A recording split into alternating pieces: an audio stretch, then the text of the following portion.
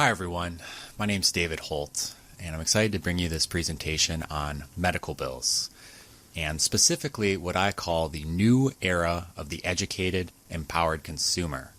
And what I mean by that is that individuals and patients are becoming more and more involved in their health care, and specifically the costs associated with their health care, and that comes through medical bills. Again, I'm David Holt. I am a healthcare attorney and also co-founder of a company called CutMedicalBills.com. I'm also a SCORE mentor. That stands for the Service Corps of Retired Executives, although I am neither a executive nor am I retired. But I do mentor small businesses and individuals who are looking for some legal help along the way when they're just getting set up, and then also on the healthcare side are navigating some of the healthcare regulations. And that's what I do as an attorney in private practice, is I help people who have large outstanding medical bills figure out a way to get those paid. And that may not be the entire $100,000 plus bill being paid. It's something in between that and nothing, so that the healthcare provider gets something and they're still happy. Hi everyone, I'm David Dubé, the other co-founder of CutMedicalBills.com. My background is sales and training. I do a lot of coaching and consulting for small businesses, and I have done that for 10 years now. And my story is pretty short in comparison to David's. For the purpose of this presentation, that's pretty much all I'm going to share for now, but we shall go on here. So what we're going to cover in this presentation really quickly is we'll talk about our founding story and how us Davids met and launched this company. Then I'm going to talk about the current medical billing process, just to give you an overview of what's going on and why this is relevant to you. And then I'm going to give you 5 tips for you to lower your medical bills. And this is what I would do as a healthcare attorney, and I'm confident that you as an individual can use these tips right away to take control of your medical bills. David Holt and I met at a networking event in St. Paul, Minnesota. And when we first met, we spent 5 minutes of the time pretty much just BSing and laughing. So all I really knew about David was that he was a healthcare attorney and a small business attorney. And all he knew about me was that I did some small business coaching and consulting. Now, fast forward from when we met in April 2014 to later it was actually August of 2014. Now, July 7th, my mother got diagnosed with endometrial cancer for the second time. And with that diagnosis, they found a large tumor growing around her femoral artery, and it was pushing against her kidney. Before we could do anything, we had to meet with a vascular surgeon who would potentially do the surgery. And it took 5 weeks before that happened. And when it did happen, he was very concerned with the positioning of the tumor and the location of it. And he told us, the family, to get all of my mom's stuff together, just in case. So the next day, I reached out to several attorneys that I had met over the past several years. And one of them, or actually the one who got back to me the quickest, was David Holt. And I asked if he would be able to do her will and her healthcare directives, and he came through with flying colors, actually. When I went to pay for what he did, his services, he wouldn't take a dime from us, and that was a huge thing, especially for my mother at the time. So she went into surgery and came out with flying colors. The surgeons were extremely ecstatic with the job they were able to do. So we didn't need her will and her healthcare directives per se for this event, thankfully. But after that time, when my mother was in recovery, I decided I'd meet back up with David and find out what exactly he did. At that time, he shared with me several stories of clients that he has been working with, one in particular who had well over $100,000 medical debt built up from cancer treatment, and he was able to negotiate more than 60% of that debt away. And that was unbelievable in my eyes. And when he told me this story, I had asked him, I said, so how do you scale what you do? How do you take what you do and empower more people to use you or your services? And he had told me, without hiring a bunch of attorneys, that was a pretty difficult thing for him to do. So I presented the idea of putting this system, the very system that he uses to negotiate medical bills for his clients, online for an end user product, for one that the end user, the consumer, the patient can actually negotiate their own medical bills down. And 1 week from that day, we pretty much started the company, and a month later we were up online and had our business going. And that's the founding story of Cut Medical Bills. So this is David Holt again, and what I want to do is talk about medical bills today and what the current system looks like. So right now, believe it or not, medical debt is the leading cause of bankruptcy in the United States. And this is because a lot of patients don't understand that there are a lot of costs associated with their care beyond what their insurance will cover. And also, healthcare is very expensive in the United States. So it's no wonder that there are a lot of individuals that simply cannot pay, and they choose to discharge all of their medical debt and wipe the slate clean. You really have 4 options when you have a high medical bill that you simply can't pay. For starters, you could declare bankruptcy, and that's not a very attractive option. Bankruptcy is good for some, but not good for most. A second option is to reach out to friends and family and even complete strangers through crowdfunding to have them help you pay for the bill. Now, I don't know about you, but I think it's pretty tough to ask friends and family for money. And it's really tough to kind of air out your entire healthcare situation and your medical bills and even put that online in a crowdfunding situation and ask other people for money. And you don't know how successful that campaign may be. So that's a second option. The third option is to take out loans and credit card debt or money that you don't have in order to pay for the outstanding medical bill. And that's what a lot of individuals do, but then that leads to the first option, which is bankruptcy. The final option, the one that I'm a biggest advocate of, is to negotiate and figure out something that works for you and your finances, but still gets the healthcare provider paid. Because in the bankruptcy option, really the healthcare provider is going to see nothing. Whereas when you negotiate and figure out what works for your finances, the healthcare provider is going to see something. So both parties are happy, both you and the healthcare provider. So let's say you are going to choose to negotiate. What can you do to do that? Well, you could hire an attorney like myself. But I'll tell you right now that I got to figure out a way to get paid as an attorney. And attorneys are pretty expensive. So there's a few different options that we can do. We could do an hourly rate. That could be $100, $200 an hour.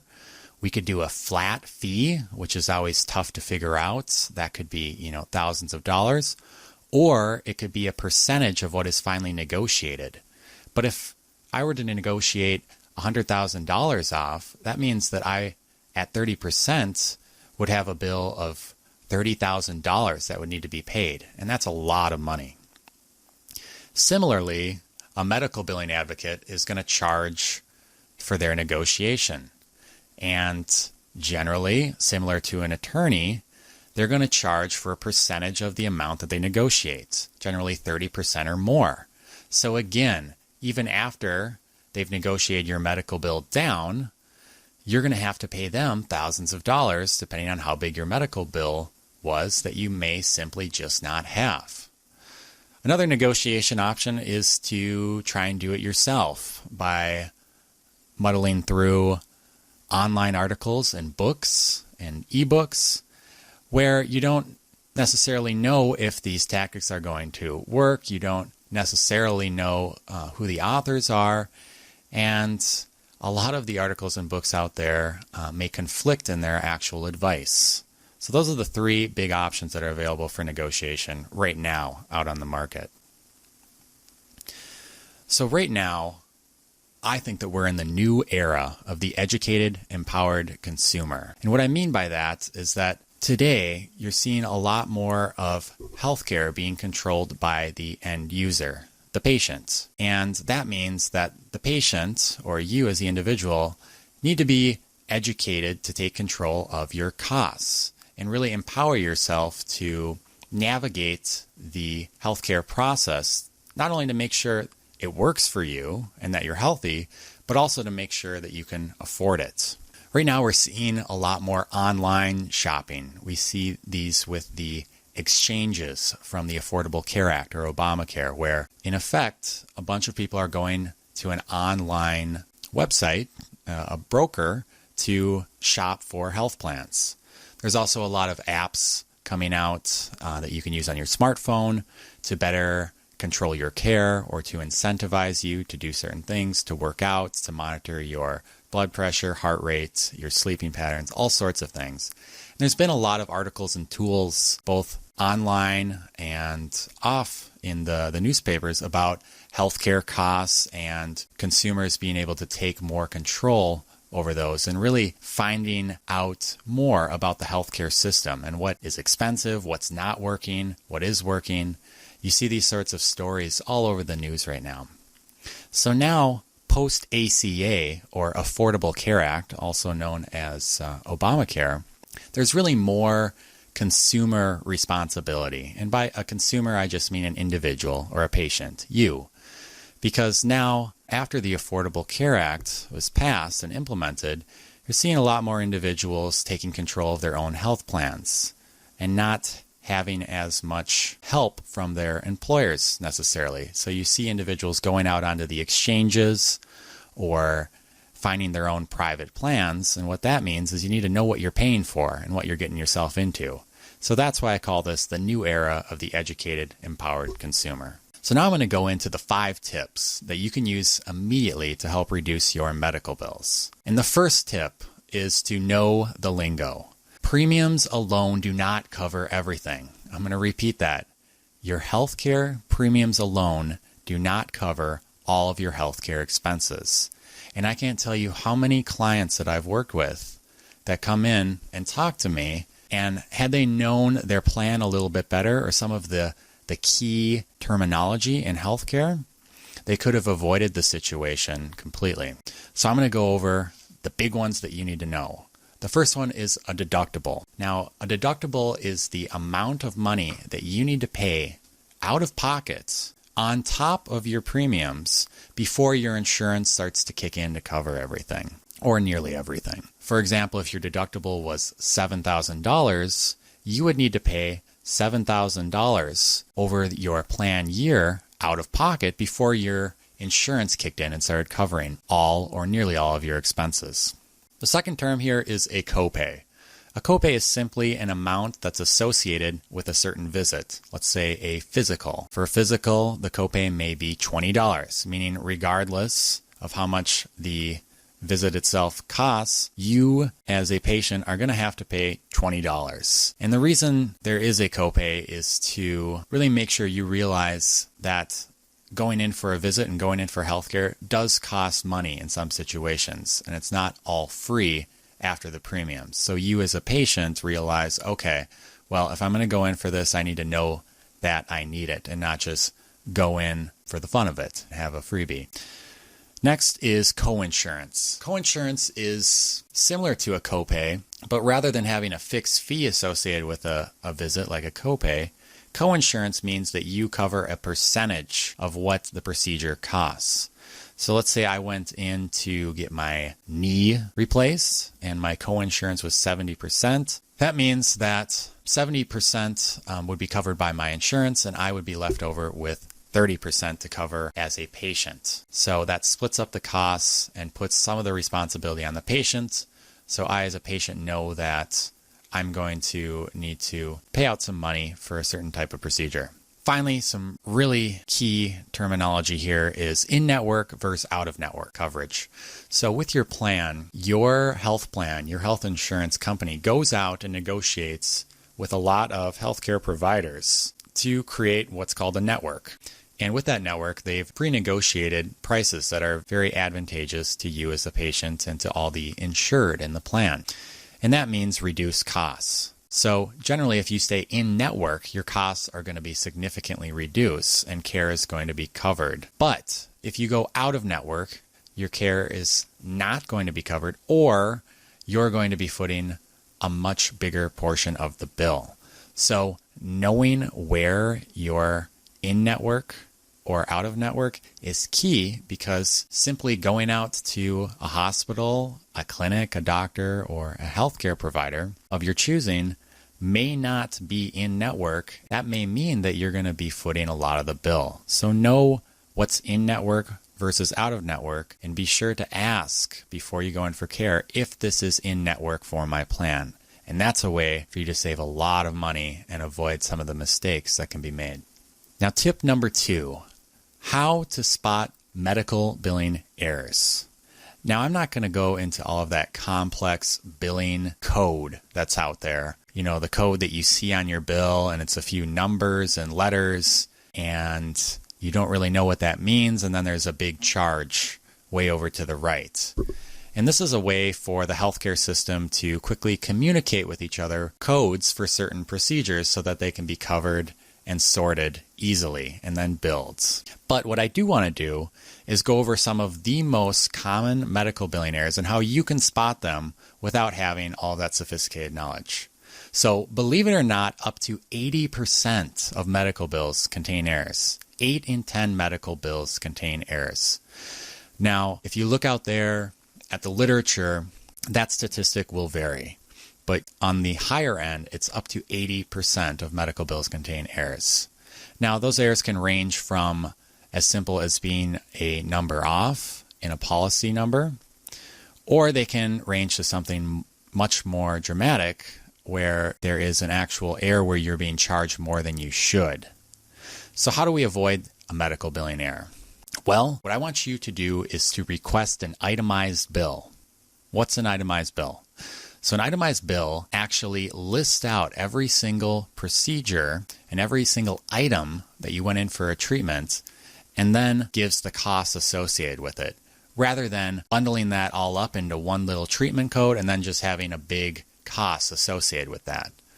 So the reason I want you to request an itemized bill is so that you can clearly see what you're being charged for. And then if you see an aspirin that's being charged for $20, you can call up and say, hey, that's a little expensive. I don't think an aspirin should be that expensive, and we need to talk about this. So it's really a way for you to be able to check the math on the healthcare provider and really figure out what you're being charged for, rather than having it hidden in just one little line of code and then seeing a big number and just assuming that that's automatically what you need to pay. So I want to go over the most common billing errors. Right off the bat, there is upcoding. So upcoding happens when you are charged for a more expensive treatment. So for example, let's work with a drug. So instead of getting the brand name drug, you're actually getting the generic drug and then being charged for the brand name drug, which is more expensive. That would be upcoding. Unbundling is where, rather than bundling services together to get a package deal, they're actually charged separately. And that increases the cost for the patient. So this happens when there's a treatment. I'll use again the example of the knee surgery, which should be just one surgery or one treatment bundled together. But rather than having it bundled together and priced together, every little portion of the treatment is actually billed out separately, and that increases the cost for you as a patient. The third one here is duplicate billing. And as the name suggests, this is just where something is billed more than it should be. And this will happen sometimes when there's a miscommunication between the nurse and a doctor, and they actually both go in and bill for something when it was only done once, or when you're getting a lot of a certain type of treatment, perhaps an injection, where rather than what actually happened, such as 23 times, it actually gets billed for 25 or 28 times. So that's duplicate billing, and this does happen. Finally, one of the other most common billing errors is mismatched coding.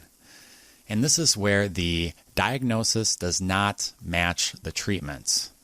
So, for example, when you're at the healthcare provider and they name a treatment for you, your insurance company wants to know, okay, so this is what you have and this is what you were diagnosed for.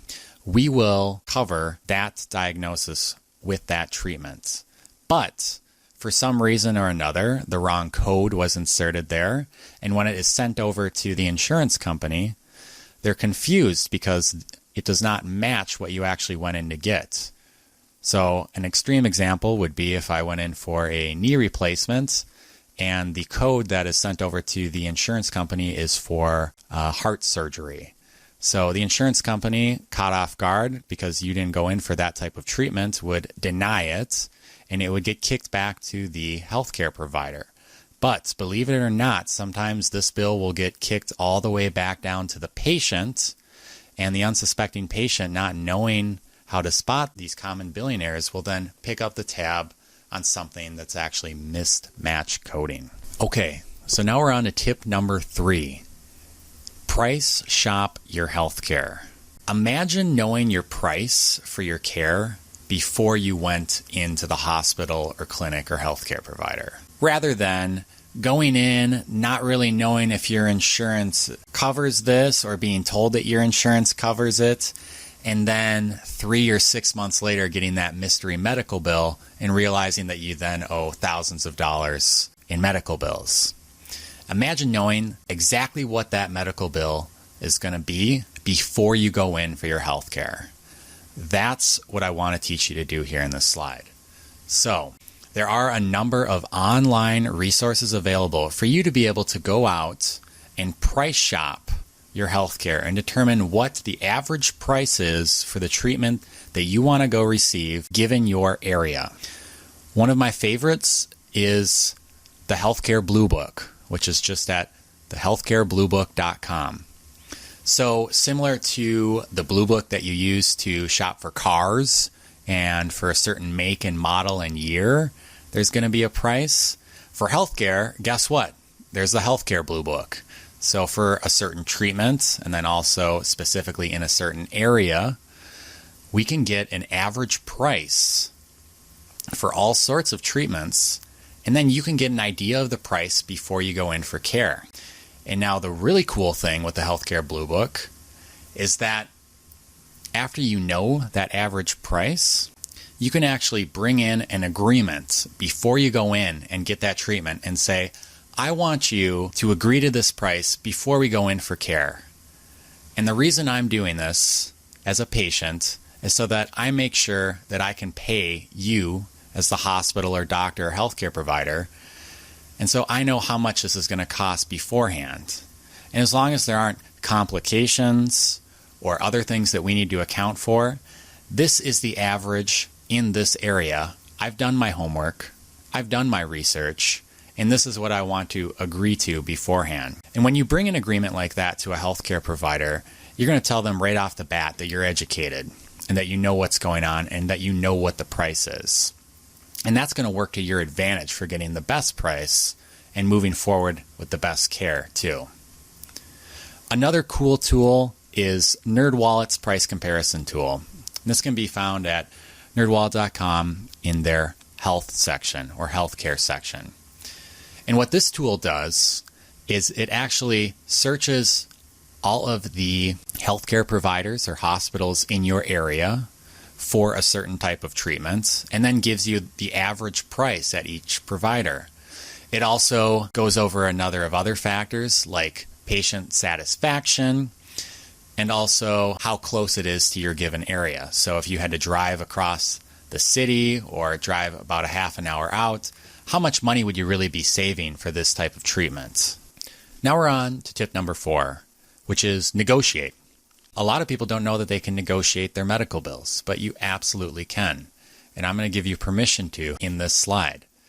So the reason a lot of people don't want to negotiate their medical bills is because they think the price of healthcare is fixed and that there's really nothing they can do about it. And that is untrue. And I can show you that that's untrue if you look at tip number 3 and go out and actually price shop your healthcare. And you're going to see for the exact same treatment, the price is going to vary considerably, perhaps even double or triple, depending on where you go. That's because healthcare is a commodity. And similar to having the blue book for healthcare and other commodities, you got to think of cars, electronics, and houses and how we shop for those. You got to also know that there's flexibility in the pricing for healthcare. Another reason why people choose not to negotiate their medical bills is that they think that then they're not actually paying the doctor. And you'll find that generally the doctor doesn't even know the price of healthcare. It's actually a lot of the strings and administrative work and the companies behind the scenes where a lot of the costs for healthcare actually go. And the doctor is compensated in another way. So I want to tell you right now that you can negotiate your medical bills. And if you're looking at bankruptcy, I think that negotiation is a much better option. So here is the magic phrase, and it's so simple but so effective. And the phrase when you're speaking with your biller at your healthcare provider, now this is with your medical bill, and we're talking about a medical bill that is pre-collections, so you're working still with your healthcare provider and not with a debt settlement company. This is only when we're in pre-collections. You want to say that you are willing but unable to pay the full amount. So you're willing to pay something but unable to pay the full amount, whatever that medical bill may be, $10,000, $2,000, $100,000, it doesn't matter. Given your financial situation, you're willing to pay something but unable to pay the full amount. And what this phrase will do is it'll trigger in the biller's head the fact that you are cooperative and you're willing to pay something and you don't dispute the debt itself or the medical bill itself. It's simply that given your financial situation, you're unable to pay thousands of dollars in the course of 90 days. And this is what opens up the negotiation for a payment plan or a reduced cost. So you are willing to pay something but unable to pay the full amount. So willing to pay something, what would something be? Well, I've seen payment plans as low as $20 a month, and that was perfectly reasonable given the person's financial situation. Which brings me to the second point. I want you to be open and honest about your financial situation. And here's why. Given your financial situation, you'll know how much you can actually pay for a medical bill. And once you're able to clearly communicate that to your healthcare provider or biller, then they can work with you and be on your side to figure out something that works for your financial situation.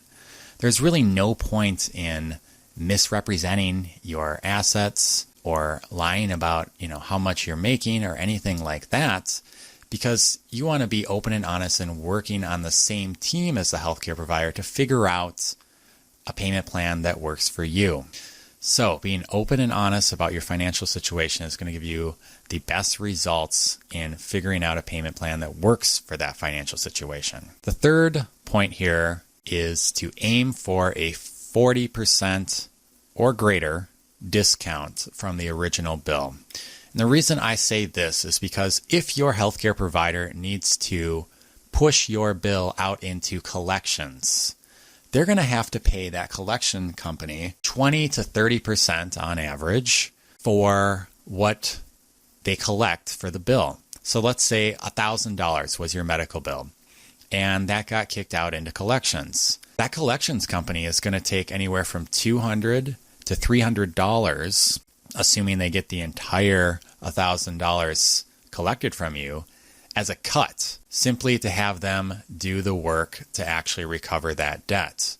So what I'm saying is that if that's already going to be paid out and lost, I think that we should be able to get down into 40% off, so 60% of the original bill, as a starting point for negotiation to make things more reasonable for you as a patient to be able to afford it. Of course, you've seen that I've gone a little bit lower than the 20 to 30% cut for the collections company, but that is the art of negotiation. The final point here is to negotiate a interest-free payment plan. And what I mean by this is after you set up a payment plan, and for a payment plan, what I'm saying is that rather than paying the entire bill when it is due, pushing out the payment terms as long as you can, a year, 2 years if they'll let you, and paying in monthly payments, we don't want any interest on those payments. Because if we're looking at thousands of dollars in medical bills, interest generally charged at about 8% is a lot. And what I've seen in the healthcare industry is a lot of healthcare providers now using interest as a way to make money on the medical bills or outstanding medical bills. So I want you to push for an interest-free payment plan to get everything paid back. Tip number 5, find programs to pay for you.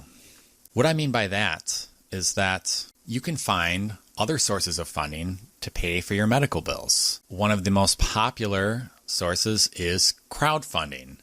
And crowdfunding is where you go online, create a profile, tell your story, and have friends, family, or complete strangers help you pay for your medical bills.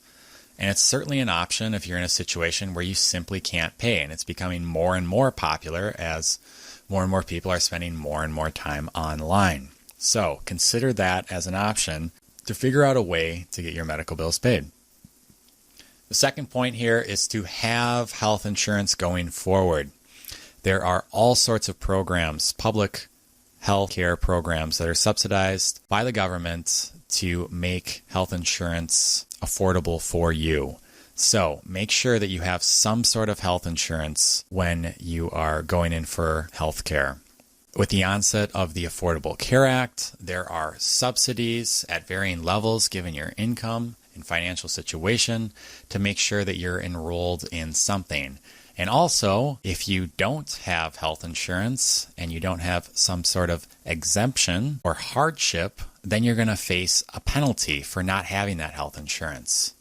So it makes sense, and you'll have to do a little bit of math and figure out what works for you and what is actually covered, but have some sort of health insurance going forward.